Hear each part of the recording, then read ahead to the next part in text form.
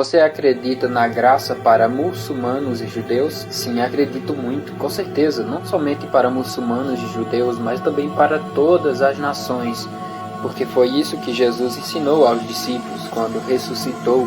Ele disse: ide por todo o mundo e pregai o evangelho a toda criatura. Quem crê e for batizado será salvo. Jesus mandou que os discípulos fossem e pregassem o evangelho a toda criatura, fossem por todo mundo, batizando-os em nome do Pai, do Filho e do Espírito Santo. E isso inclui muçulmanos, judeus, gentios, gregos, forasteiros, como está escrito em Efésios capítulo 2. Assim que já não sois estrangeiros, nem forasteiros, mas concidadãos dos céus e da família de Deus.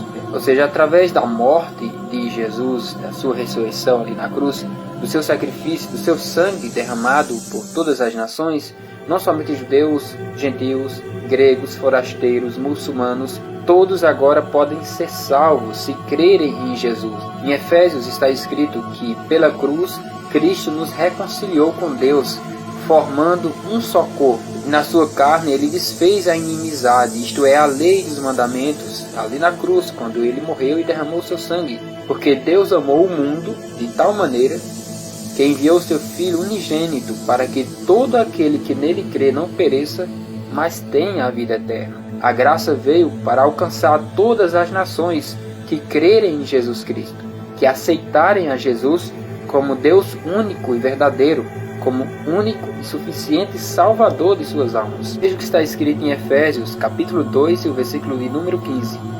E na sua carne, ou seja, ali na cruz, desfez a inimizade, isto é, a lei dos mandamentos, que consistia em ordenanças, para criar em si mesmo dos dois um novo homem, fazendo a paz, e pela cruz reconciliar ambos com Deus em um corpo, matando com ela as inimizades.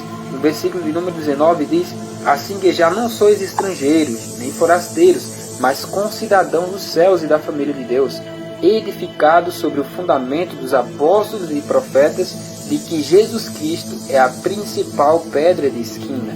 Ou seja, todo aquele, seja judeu, muçulmano, gentil, grego, forasteiro, porque na verdade gentil é todo aquele que não é judeu, se eles crerem em Jesus como o único Deus verdadeiro, como a principal pedra de esquina, edificado sobre o fundamento dos apóstolos e profetas, todos poderão ser salvos.